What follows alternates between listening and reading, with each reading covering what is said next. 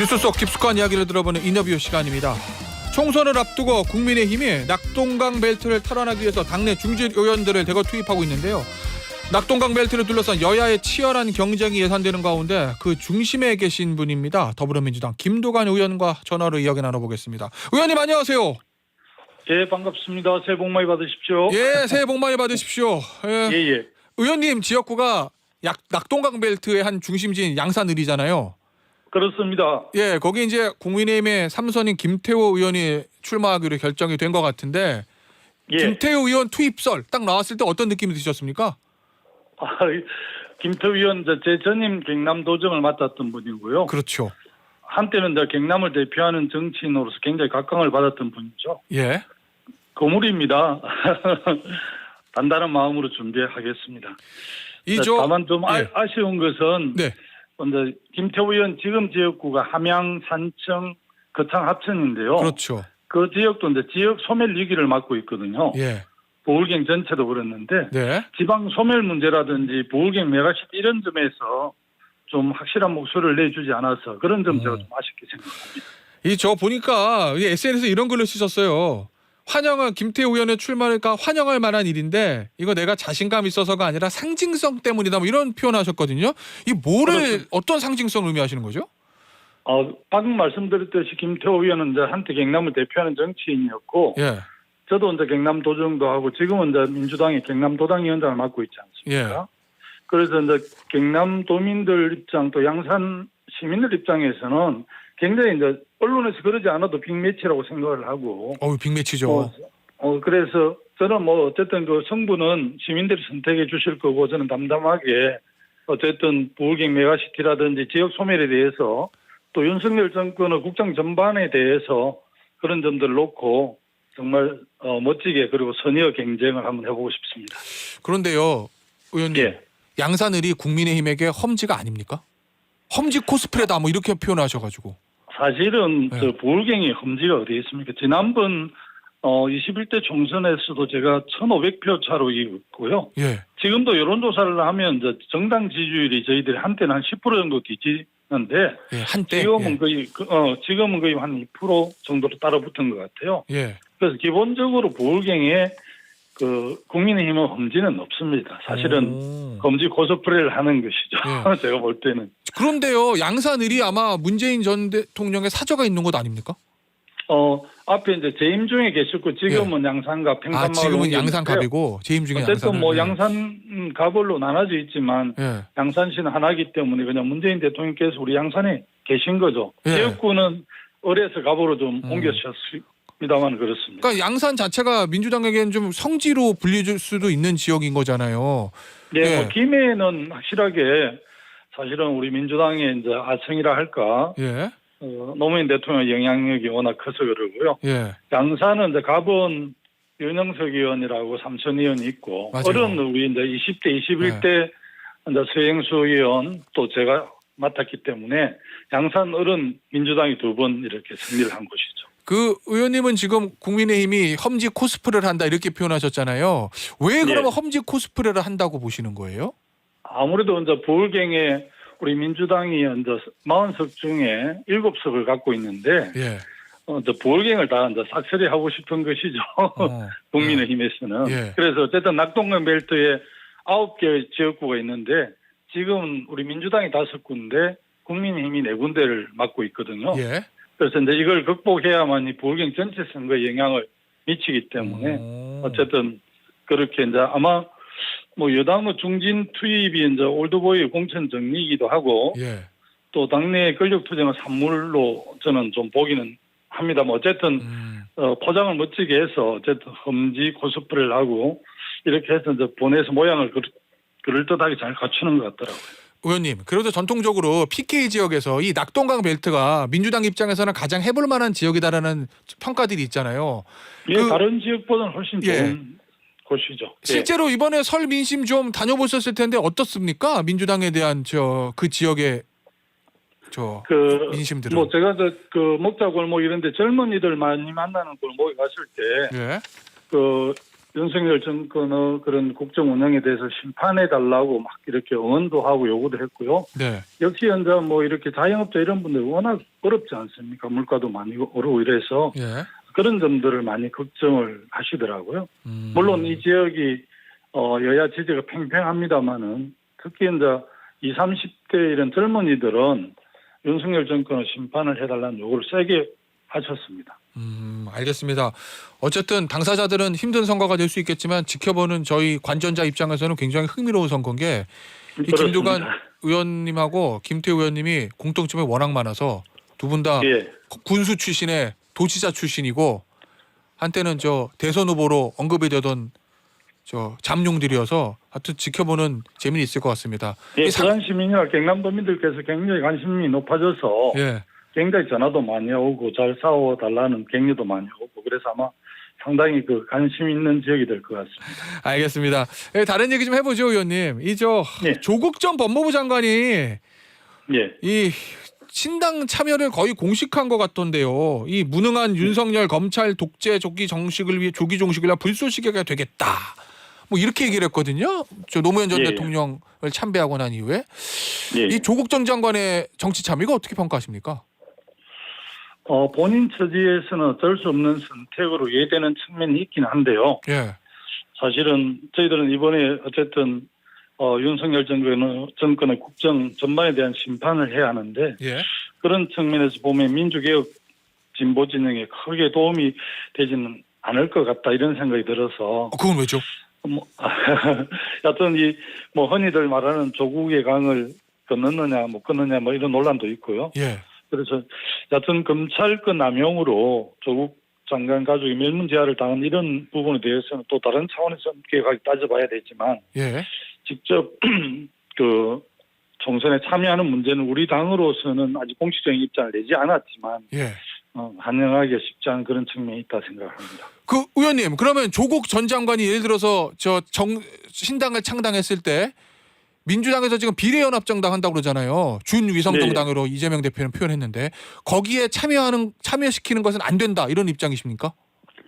뭐 당연히 아마 지도부들이 판단할 문제이긴 한데요. 뭐 그렇겠죠. 저 개인적으로는 민주진보진영의 총선 승리, 윤석열 정권의 심판에 예.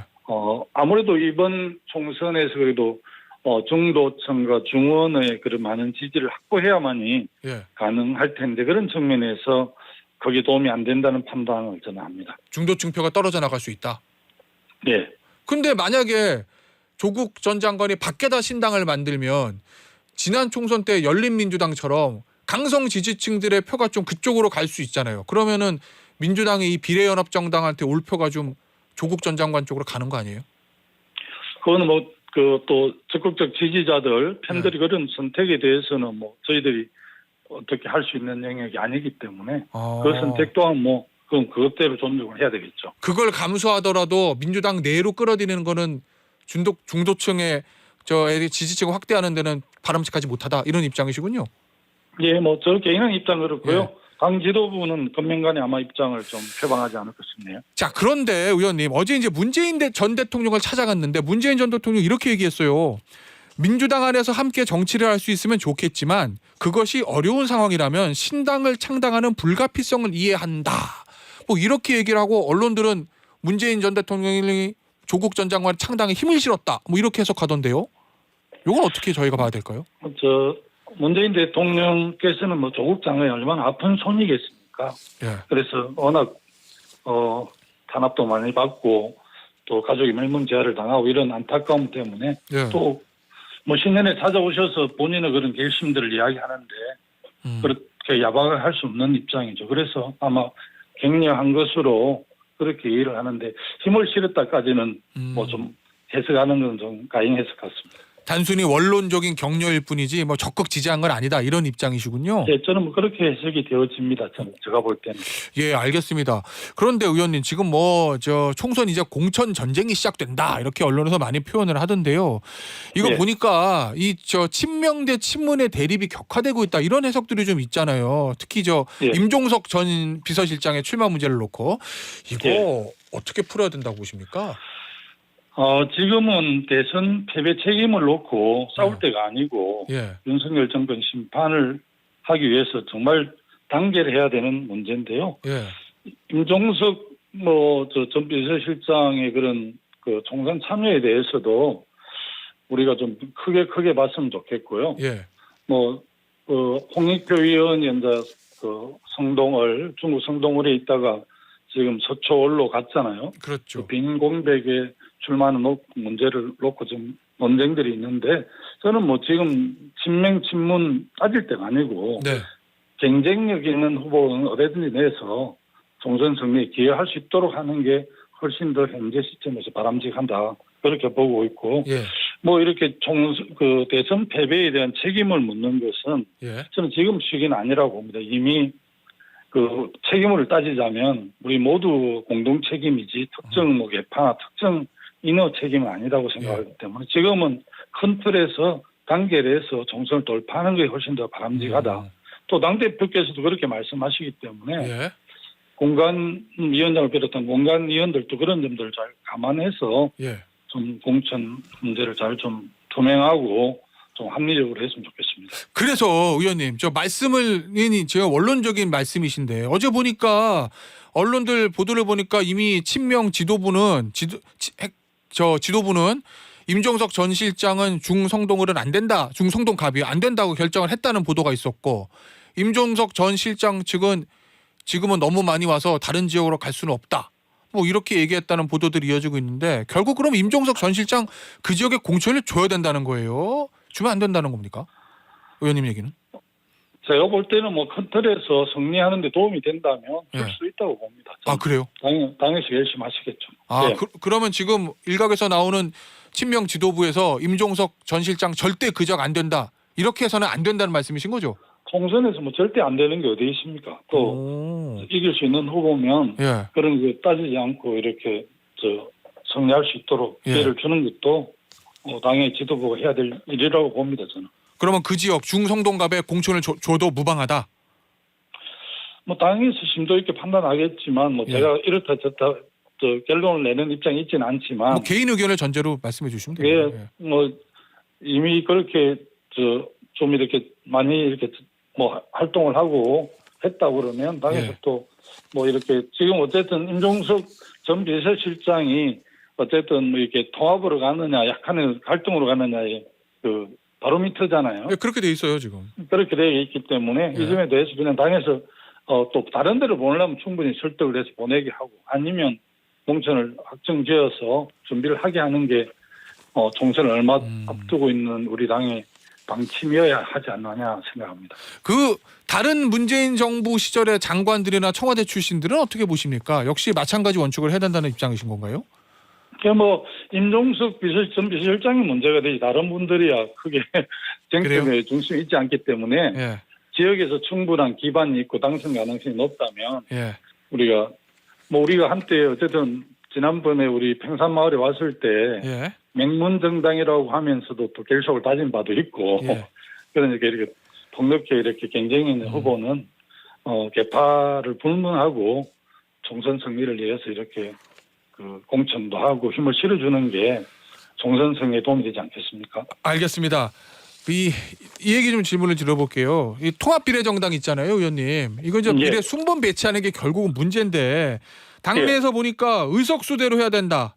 정당 지지율대로 해야 된다는 의견도 있고 그다음에 소수 정당하고 하나씩 이렇게 번갈아서 해야 된다. 이런 의견도 있는 것 같던데 의원님은 어떻게 하는 게 바람직하다고 생각하고 계신가요? 준영동제 고수 자체가 민주당만의 승리가 아니라 민주진보 개혁진영의 승리를 목표로 전제로 하는 거거든요. 그래서 비례대표 의석 배분 문제에 대해서 순위 결정에 민주당이 통크게 양보를 하는 것이 맞습니다. 그래요? 민주당이 대한민국 민주개혁 세력 마댕인데 어차피 연동형을 고수하는 것 자체가 그런데 그걸 지지율대로 하자 그러면 그게 시민사회나 지금 통합 비례정당에 참여하는 재정당들이 동의를 하겠습니까? 또 지역구에서 우리 민주당이 노력해서 많이 당선되고 비례연합 정당에서는 가능하면 좀 통크게 양보를 하는 게 이번 22대 총선에서 우리가 전체적으로 파일을 키우는 데 기여할 거라고 저는 봅니다. 그렇게 일관되게 주장해 왔습니다. 예, 알겠습니다. 그러면은 이 지역구 공천하는데도 이 통합비례정당에 참여하는 각 정당들과 연합을 해야 된다. 이런 안도 아, 나오는 것 같은데 그건 어떻게 보세요? 그렇죠. 1대1 구도로 해야만이 승리할 수 있는데요. 수도권에도 많고 예. 아까 보우경 우리 지금 현재 우리 민주당 의석이 40석 중에 33석이 국민의힘 7석이 우리 민주당인데요. 예. 민주당 그 지난번 7명 된 사람들이 다 2,000표에서 500표 사이로 승리했습니다. 예. 그래서 여기도 야권 단일 후보가 되지 않으면 의석을 많이 내줘야 될 상황이기 때문에 예. 지역구에서도 뭐 특별하게 이제 뭐 비례연합 정당에 비례통합 정당에 참여하는 당들이 경쟁이 있는 몇 군데를 배려하면서 다른 지역의 1대1 구도를 만들어야만이 승리할 수 있는 것이 수도권에만 해도 많이 있을 겁니다. 예. 알겠습니다. 의원님 마지막 질문 될 것 같은데요. 오늘자 중앙일보의 단독 기사로 올라왔던 건데 혹시 보셨는지 모르겠는데요. 아직 신문을 못 봤습니다. 예.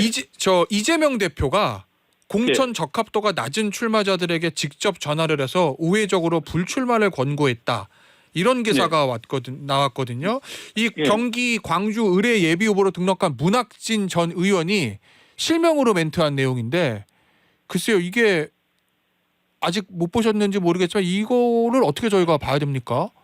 이재명 대표가 직접 전화해서 불출마를 권고했다는 거? 그 하이평가 명단 자체가 당사자에게만 공개 통지를 하게 돼 있고 예. 당연히 대외적으로 비공개인데 중앙일보에서 어떻게 그 정보를 입수했는지는 모르겠지만 그 당사자인 문학진 전 의원이 실명으로 인터뷰 응했다고 합니다. 문학진 전 의원은 현역 의원이 아닌데 전 의원이요. 그러니까 예. 예. 좀 의아합니다. 왜 그런 정보 맞는지. 아무래도 이제 하위 20% 평가를 받으면 페널티가 적용이 되기 때문에 예. 또 신인이거나 청년이거나 여성에는 그 인센티브가 주어지잖아요. 예. 그럼 실제 이기기가 쉽지 않은 측면들이 있기 때문에 예. 하위 20% 개별적으로 통보를 하면서 당 지도부나 공관위원장이 예. 권유는 할 수 있지 않겠습니까?